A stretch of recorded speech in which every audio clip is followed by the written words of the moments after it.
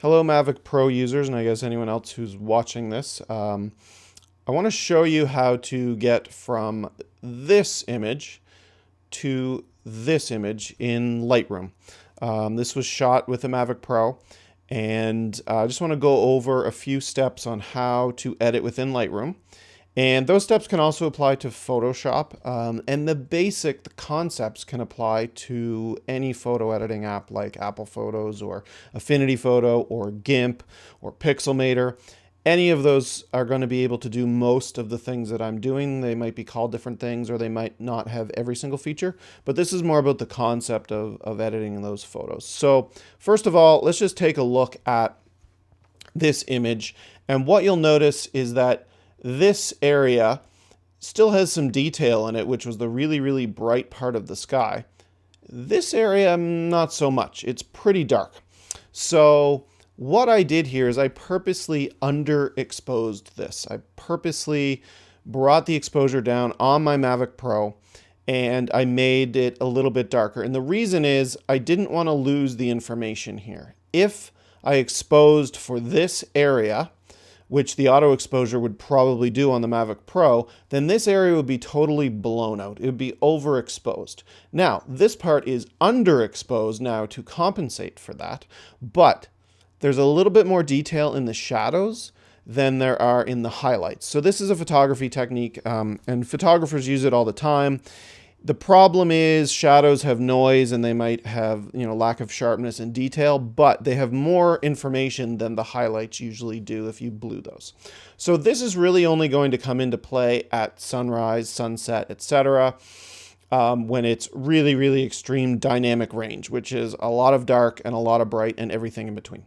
So this is one of the first photos that I actually shot with the Mavic Pro, and then edited and kind of am happy with, but it was the very first one that I actually did a full edit. You can see these were basically the only ones that I brought in from one of my first flights. So I'm going to show you how to edit this. And again, I'm going to show you Lightroom first, and then I'll show you Photoshop. It actually has a very similar interface. And then basically throughout, if you just kind of pay attention, you should be able to use these in other photo editing apps. So if you're going to use Lightroom, by the way, Lightroom is available with Photoshop for $9.99 US a month in a photography bundle.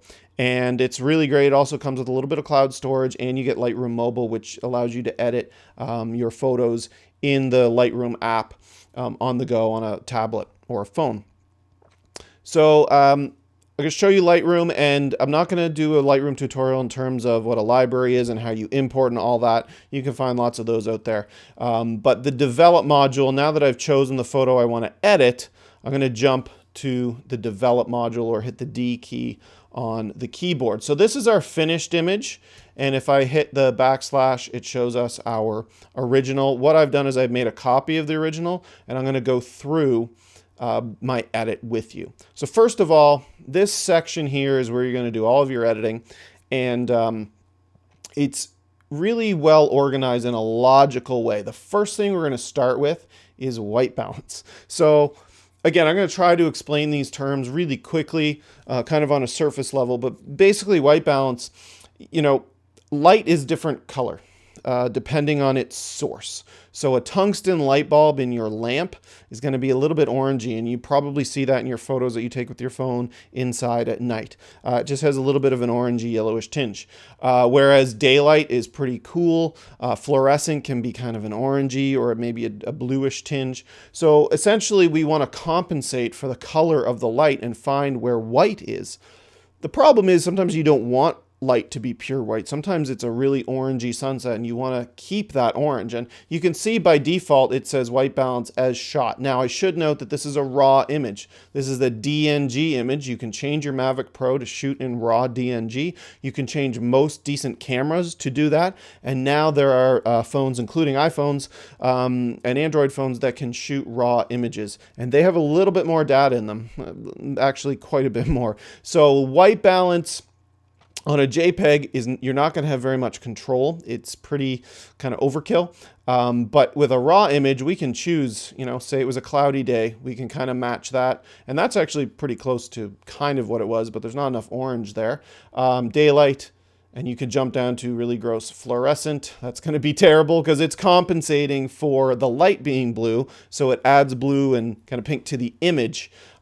So let's just keep it on auto, or sorry, as shot for a second. Drop it down to auto. This is what Lightroom thinks it should be. So you can see it's 4700 and 0, and as shot is 8400 and -35. So the temperature is blue to yellow, cool to warm. The tint is green to pink, and everywhere in between.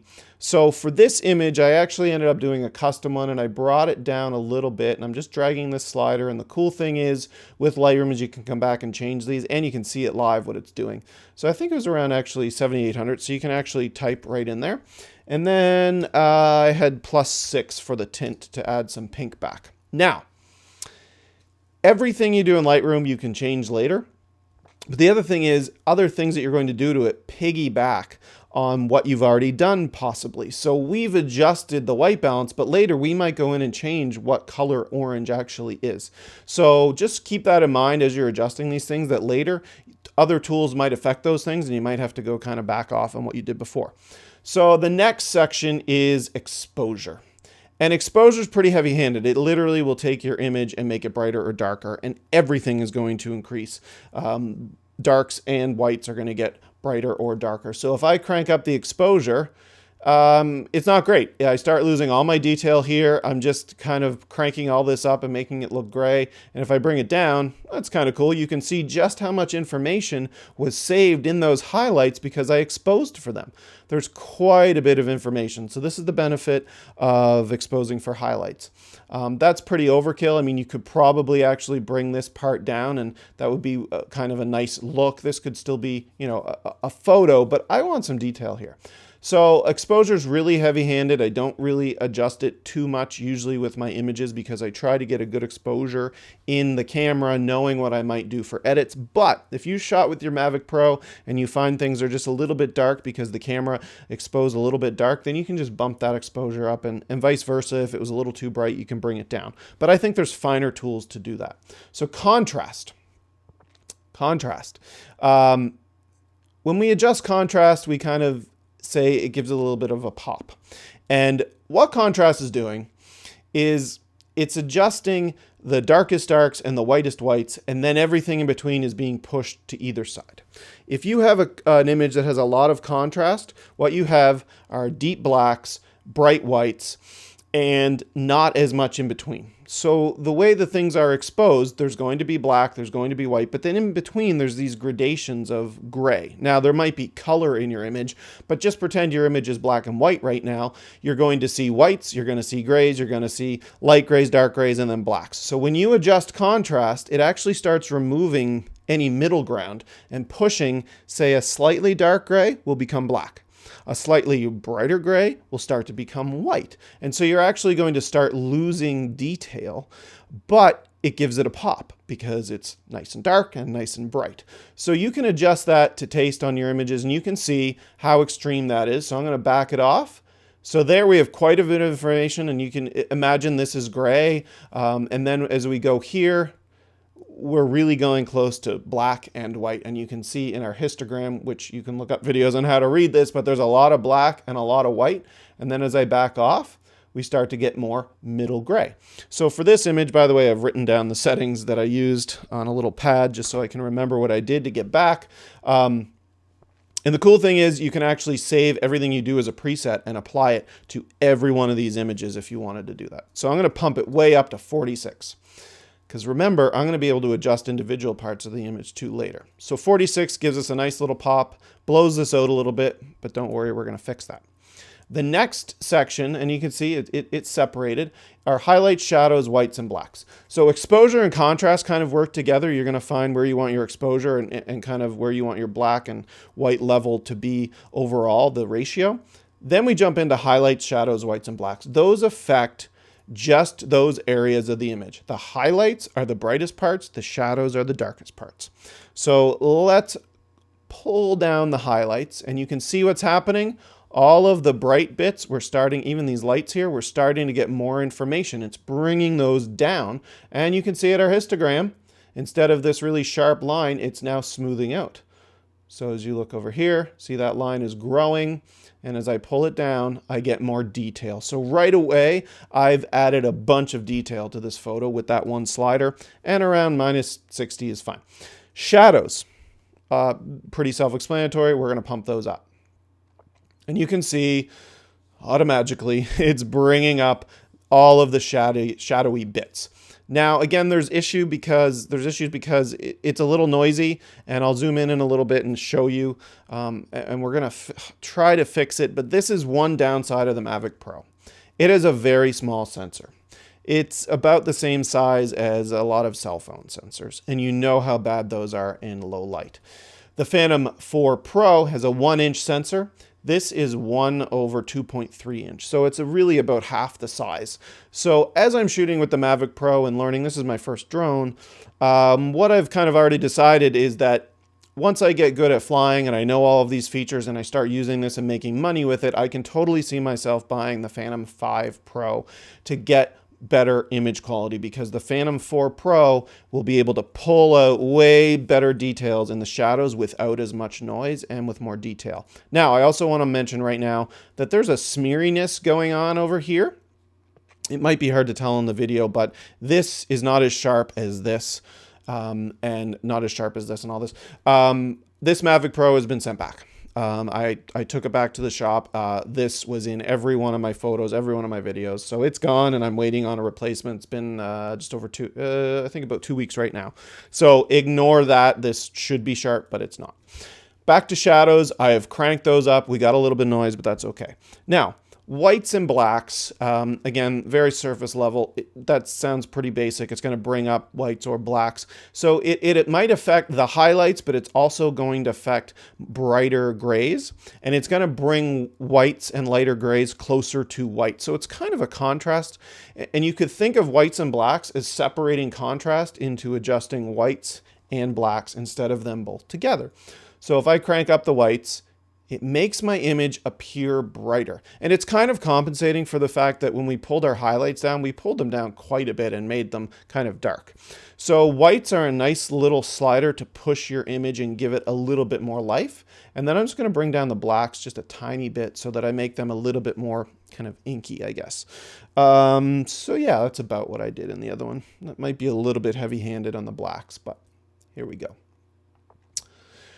Now, next is clarity, vibrance, and saturation. You can see it's under the presence kind of heading. Clarity, be very careful with this. When you see really crappy faux HDR stuff, sometimes it's because they've taken the clarity slider and done that. And that makes my eyes want to throw up.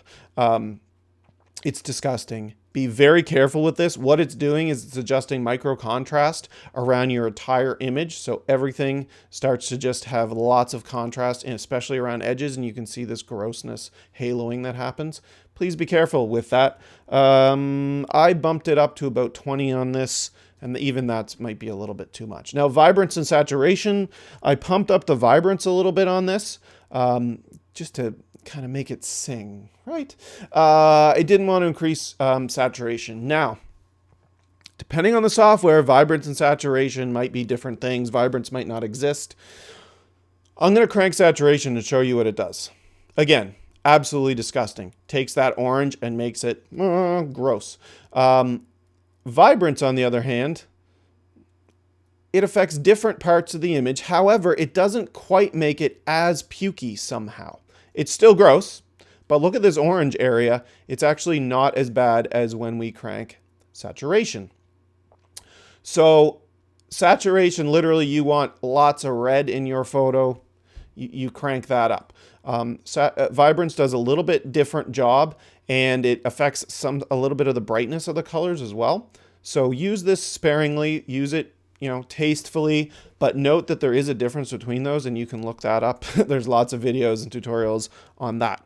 So we are done with our basic panel here, and I'm just gonna go to the next image, which is another copy of the same image. And you can see we've gone from there to there. So we've done a lot here. We have really made it have a lot more vibrance, more detail in the highlight area, way more detail in the shadow. We adjusted the white balance so it was a little bit closer to what I was seeing, which was lots of orange and some, so you see lots of orange here, which turns into some pink and purple. And this is what I saw with my eyes. Now, that's my goal when I'm doing these a lot of the time. I want it to look as good as it did in person. Some people want it to look just fantastical and they take it in a different direction and they make the colors different and all of that. Usually I'm just trying to show what nature had on display. So that's why I'm adjusting it the way that I am. But you can already see with white balance, you could make this much more blue and much more warm and all of that stuff. So with my temperature here, I'm getting a nice orange and this is still staying cool, because this is ice and I want it to be cool. I didn't want to warm it up so much that this started becoming orangey and gross. So, and we've adjusted a few different things here just to give this image a little bit more life versus this. Now I'm going to jump into a few of the other panels, and this is just kind of fine tuning. So the tone curve gives you another crack at highlights, lights, darks, and shadows. So they piggyback on top of what we've already done. You don't really have to use this, but if you've cranked the other sliders, you might only be able to do more here. So for this image, I didn't do a heck of a lot. I brought the darks up a little bit more because I didn't want, in the other section, I was really only able to bring up the really shadowy bits, but I wanted to bring up just the more darker areas, so the kind of dark grays. And then I did bring up the shadows a little bit more, but, I'm kind of backing off of that now. So there we go. Now I'm going to jump into HSL color black and white, which is hue saturation, colorizing, and black and white, or color adjustment, I guess. Depending on what you have set up, it might jump right to this all thing, or it might just be in one of these. And then under color is a kind of a colorized thing. And then black and white changes it to black and white. I want to undo that. I'm just going to adjust things here in HSL. Hue, saturation, luminance, and really only under the hue section. So what this allows you to do is fine-tune colors. So I can actually change the hue of all these colors. I can change the saturation of those individual colors, and I can adjust the brightness or luminance of those. So what I want to do is I'm just going to adjust the top three because the orangey, reddy bits are not quite what I saw in person, and I want to adjust those. So I am going to move red down to more of a pink. It's a little too much. Yeah, around -30. I'm going to bump orange towards yellow a little bit. And I'm going to bring the yellow more towards orange. So let's just do that. And what did I have? Oh, it was only -18. So let's do that. That's pretty good. I'm going to type in 38 here. So the cool thing too is that you can turn off this panel and see what we did. So there's before and there's after. So we just push this from more of an orange red to a little bit more of a yellow orange color there. That again is just to taste, and I'm actually going to pull the red down more towards purple. So there we go. Next, split toning. I'm not going to do that. That just changes the colors of your highlights and shadows. Detail is where sharpening and noise reduction lives. So we are going to sharpen this image. I'm going to crank the sharpening up. And then what I'm going to do is hold Option or Alt, and I'm going to drag masking. And what that allows you to see is what it's actually sharpening. So if you hold it, you can see those are the bits that it's actually going to sharpen. So I am masking it at 38-ish. There we go. And then I'm bringing detail up to radius up to 1.4.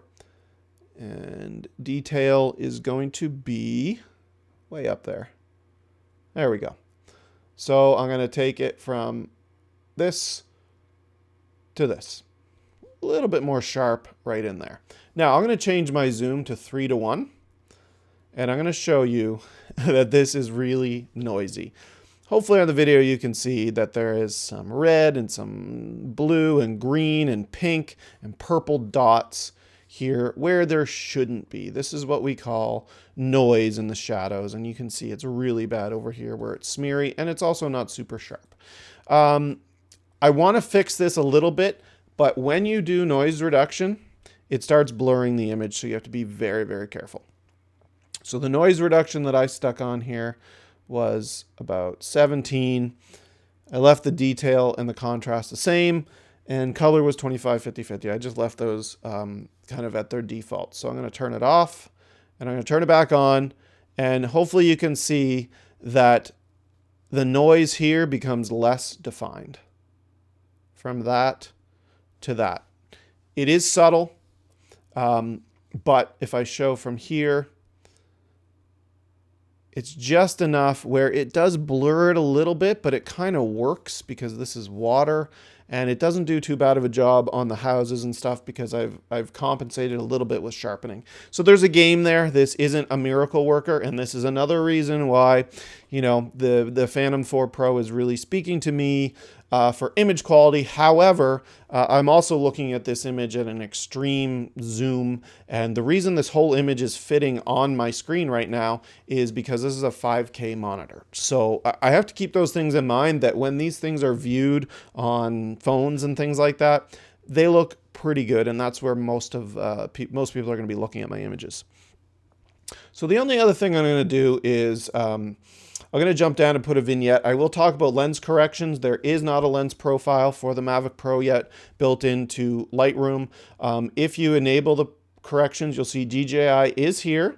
And then if we grab the Phantom 4, or I'll do Phantom 3, you can see that with it off and then on, it pulls this stuff out and it starts correcting the horizon. But the Mavic has very little distortion compared to the Phantom 3 and even the Phantom 4. So it actually doesn't really need this adjustment too much. It'll be much more subtle than this, which actually, you know, makes a really bad horizon and makes it a little squishy.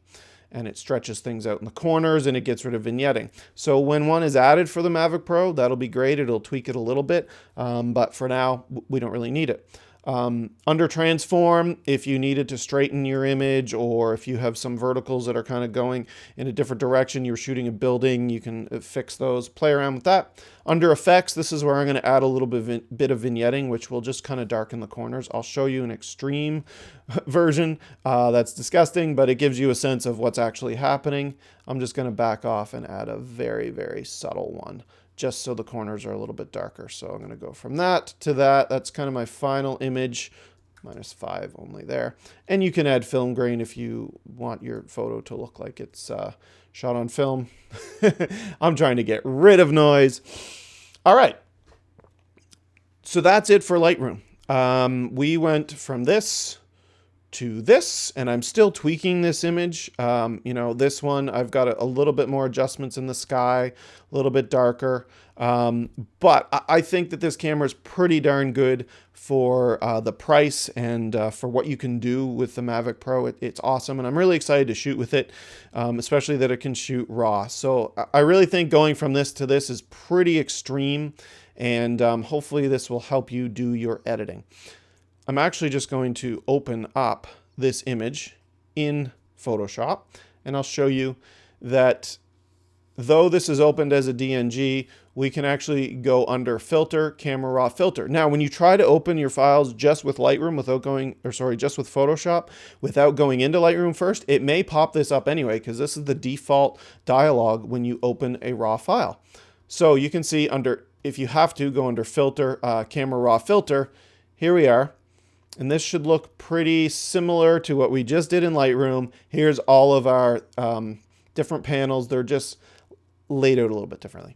So, you know, remember that we changed this, you know, and we made it a little bit more pink and a little bit cool. We increased the contrast. We pulled down the highlights. We bumped the shadows like crazy. Did this, we did this, we did this, we did this. And then you can jump into tone curve and all of the stuff. It's all there. It's in Adobe Camera Raw. So if you have Photoshop but not Lightroom, you can do everything that we just did in Photoshop. I'm just going to close this image, and I'm not going to save it. And The last thing I want to show you in Lightroom is that you can do local adjustments and just affect one part of the image. So I'm going to take this image unedited, and what I'm going to do is grab this adjustment brush up at the top, and I'm going to increase shadows and exposure, and I'm going to paint in this area. So it's gross. Oh, because auto mask is on, we want to turn that off. There we go. So what it's doing is it's taking those settings that I have plugged in there, and it's applying just to where I am painting with this brush. Now I'm doing it really heavy-handed so that you can kind of see what it does.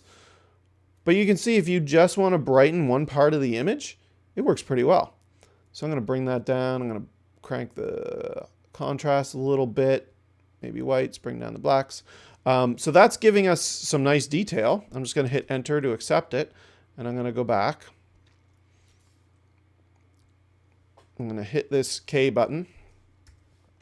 And I'm going to delete this pin, and you'll see where we were before. So that's pretty cool. You can adjust just parts of the image, and you can do multiple brushes. Just hit new. You can also do these graduated filters. So I could bring up all of that and have it nicely fade smoothly into this top part of our image and not affect it as much. And you can change that transition amount, and you can spin it around, and you can hold shift so that it goes pretty straight. And then you get your hand out, and there we go. You can move it up. And again, this is pretty heavy-handed, but that shows you how you could just adjust that one part of the image, and then you could make a new one and pull down from the top. There we go. Kind of crooked, that's okay. And then bring down the highlights and the exposure just a little bit, and then, crank up the saturation. That's really gross, but that shows you that you can use graduated filters and these adjustment brushes to affect just certain parts of your image. Now, everything that we talked about here can apply to other image editors. You're going to see exposure, contrast, highlights, shadows, whites, blacks, clarity, saturation, maybe vibrance, curves, sharpening, noise reduction. Those are all going to be in other apps, even apps on your phone. So using this information, you should have a little bit more of a handle on how to edit your images and what those things do. I just love Lightroom because you can see it live and you can save presets, and it's a great image catalog as well. So I encourage you to give it a shot. $9.99 US a month for the photography bundle. Buy a year's worth and see what you can do with it. Or find another app that does what this does. It may be a little bit cheaper, but I just think for cataloging your images, doing your raw editing and all of that, Lightroom plus Photoshop for that price is awesome. So I hope this was useful. It's definitely focused on the Mavic Pro because I saw a lot of posts on the subreddit where people are asking, how did you edit it? What settings did you use? And I just thought I'll chuck this out here and see if it helps anyone. It's obviously a little bit long, but I wanted to go through the detail on how I got to that image, and there's no way to do that without kind of describing the different steps. So thanks for watching, and I hope this is useful.